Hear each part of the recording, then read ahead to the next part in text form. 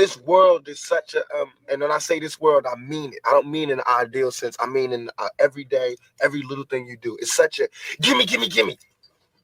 Everybody back off. Everybody's like, you taught that from school, everywhere. Big business. You want to be successful? You want to be like Trump? Gimme. Push. Step. Crush. That's how it all is. And it's like, nobody ever stopped. Just, I feel like. All right. So what I did here was use our handy dandy friend ChatGPT. And all I asked it was a simple question. Why was Donald Trump a good president? And it came up with a couple of things I would like to point out. So one was strong economic growth. We can look at record low employment, stock market performance, and tax cuts. All right, dealing with the record low unemployment. Dealing with the record low unemployment. It's great. I can't argue that. That's something that was a good result. But I think both presidencies, you feel free to correct me if I'm wrong. In fact, both presidents have really had a really good handle on unemployment. As we can see, job numbers are increasing or whatnot. Let's go fast. So stock market performance. It was really good, especially before COVID happened. Which Trump is about business. So I understand why the stock market is doing well during this time, because we got down below tax cuts. The corporate tax rate went from 35% to 21%. Now this does help because they don't have to push, we hope, that the trickle down effect happens and they don't necessarily push, the extra cost to the consumer. However, we do know that costs are still going up. Now, could we argue that the pandemic has something to do with that? Absolutely, because it definitely did. But we'll keep going. So if we stroll on down here, let me get this going right quick. So we stroll here. The policies. So we got the trade deals. I'm gonna let y'all watch that for yourself. Trade deals, the deregulation, the judicial appointments. Supreme Court was huge. The same thing we got going on today as far as immigration, the immigration reform. Like I saw, because it's like we're in 2025 and a lot of the stuff is still, we still kind of got a lot of the same things going on. It's something else. But I look at this stuff and I wanted to come here. So in conclusion, I know I didn't really go over everything, of course. And you please feel free to chat GPT this for yourself. Was Trump a good president? And I always like to, just look at the things that they did, because chat GPT does a fairly good job, at least in the time frame that it can show you, of what was done. And it says Trump's presidency was polarizing, with significant achievements in areas like the economy, trade, and judicial appointments that were praised by his supporters. His America First approach, tax cuts, deregulation, and foreign policy actions were central to his legacy, particularly among conservatives and those who felt that prior administrations had not adequately addressed the concerns of working class Americans. However, his presidency also faced criticism over his handling of racial issues, the pandemic, and his rhetoric, leaving the legacy subject to ongoing debate. Ultimately, whether Trump was a good president is a subjective judgment shaped by individual political beliefs and values. This is true. But I got something for y'all. Let's check this out. conservative. Today's Republican Party opposes big government. It's culturally conservative. Its demographic support is strongest among white voters, and it usually dominates elections in the South.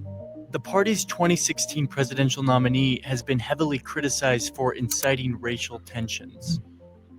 But things weren't always this way. Over the past 160 years or so, the party has undergone a remarkable transformation from the party of Abraham Lincoln to the party of Donald Trump.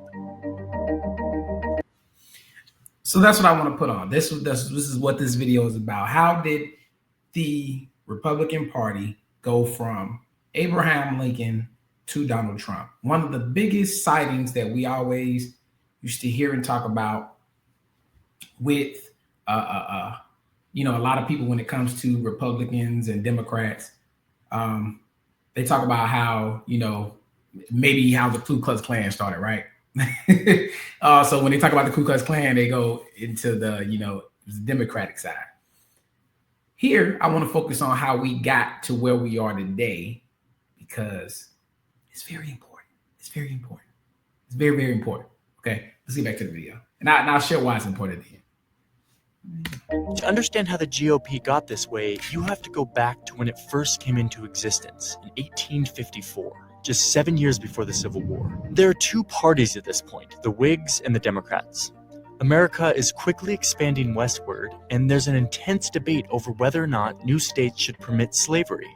The Democratic Party, with strong support in the South, has become increasingly pro-slavery. But the Whigs are divided on the issue. Their northern supporters are really afraid that the growing number of slave states would have too much political influence, which they feared could really hurt free white workers economically. So in 1854, the country is debating whether or not the territories of Kansas and Nebraska should allow slavery. The Whigs can't agree, and the party ends up collapsing. The former Whigs in the North form a new party that will fight against letting slavery expand any further. They call it the Republican Party. By 1860, the Republican Party has become increasingly powerful in the North, enough so that a little-known Republican named Abraham Lincoln wins the presidency. Even though Lincoln promises he won't interfere with slavery in states that already have it, he and his party are still too anti-slavery for the South to tolerate. So 11 southern states secede from the Union, forming the Confederate States of America. The northern states decide to fight to keep the Union together, and the Civil War ensues. The result is a northern victory and the abolition of slavery nationwide. After the war, Republicans begin fighting to ensure that recently freed slaves in the South have their rights. A year after Lincoln's assassination, the party passes the Civil Rights Act of 1866. They fight to make sure that black men have the same right to vote with new laws and constitutional amendments. But something had happened during the Civil War that began changing the young Republican Party. Government spending during the war made many northern businessmen really rich. Gradually, these wealthy financiers and industrialists start taking more and more of a leadership role in the Republican Party. They want to hold on to power, and they don't think that fighting for black rights in a mostly white country is the best way to do that. Meanwhile, the South is resisting these new racial reforms, often violently. And most white Republican voters and leaders now feel that they've done enough for black citizens in the South, and it's time to emphasize other issues. So in 1870, the party basically gives up on reforming the South, deciding instead to leave it to its own devices.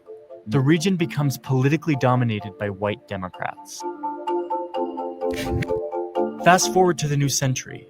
By the 1920s, the Republican Party has become essentially the party of big business. This works out quite well for them as the economy is booming, but not so well when the economy crashes in 1929 and the Great Depression begins. Franklin D. Roosevelt and other Democrats are swept into power and begin dramatically expanding the size and role of the federal government in an attempt to fight the Depression and better provide for Americans. Republicans oppose this rapid expansion, defining themselves as opposition to big government, an identity that the party still holds today.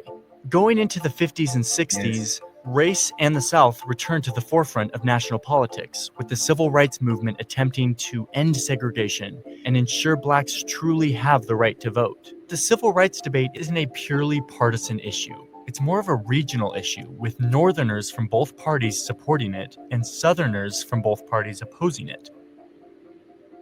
Then, in 1964, it's Democratic President Lyndon Johnson who signs the Civil Rights Act into law. And it's Republican presidential nominee Barry Goldwater who opposes it, arguing that it expands government power too much. A massive switch-up takes place. Black voters, some of whom had already been shifting from the Republican Party, convert almost entirely to their new advocates, the Democrats. The white voters in the South, who had been staunch Democrats, start to really resent the big government interference here and in other matters like abortion rights and school prayer. Over the next 3 decades, whites in the South switch to the GOP, which makes the South an overwhelmingly Republican region. By the 1980s, the party begins to resemble the GOP we are familiar with today. Republicans elect Ronald Reagan, who promises to fight for business interests, lower taxes, and traditional family values. Sound familiar? As the 21st century begins, America is going through a major demographic shift in the form of Hispanic immigration, both legal and illegal. Democrats and business elites tend to support reforming immigration laws so that the over 10 million unauthorized immigrants in the US would get legal status. On the Republican side, tough on immigration policies and rhetoric became popular. But this ends up costing the Republicans when, in 2012, Mitt Romney loses his bid for the presidency. He gets blown out among Hispanic voters.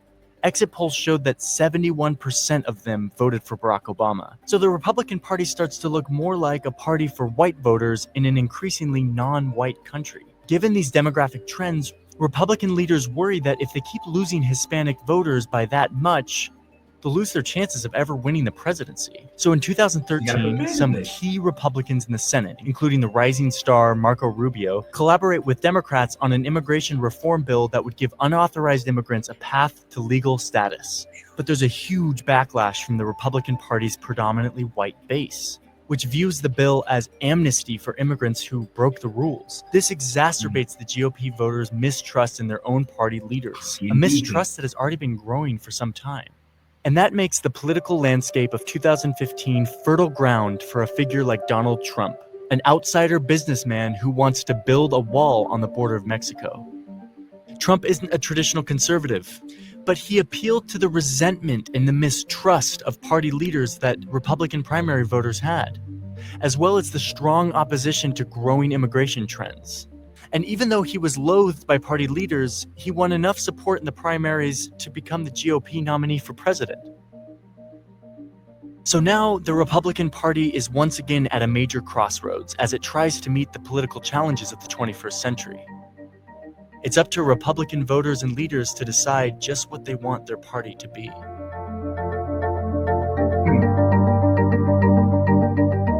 So, now I hold this up right here, but we definitely know it ain't true. Because the Electoral College is how, things get done as far as voting. Now we know that the popular vote doesn't get there. However, my point of this video, y'all, is to make sure I want y'all to understand of how everything became how it is now, right? Is race included in some of these things? Absolutely. It's not everything. Is classism included in a lot of these things? Yes. It's not everything, but it's a lot in there. All of these come packaged, like a lot of these things are done in selfish gain.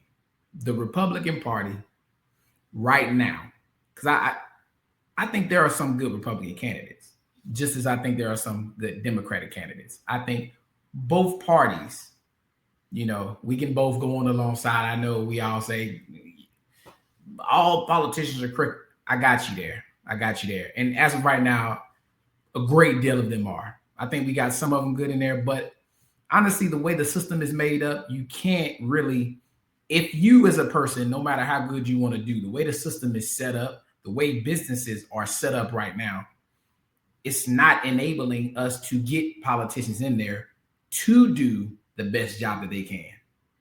And what I mean by that is you can start out in lower government and be ready to go, ready to fight for your country, right? By the time you get to that next level and you start, it even starts the lower level too, but businesses start putting their hand in. And once we realize it's the corporations, it's the businesses giving the money, that are doing this. It's not the people, the everyday American is not making the choices to build up the society for a new tomorrow. It's the corporations. And they're paying the Democratic and the Republican Party. Both. Now, I feel as if the Democratic Party has more interest in the people. You know, I know some people may feel a little different there, but I feel like Democratic Party has more interest in the people.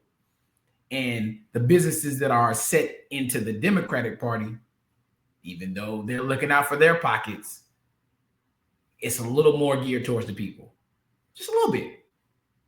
But the Republican side, it's definitely geared towards business. Now, it's geared towards people too, the rich people. and we need to know the difference. We gotta know.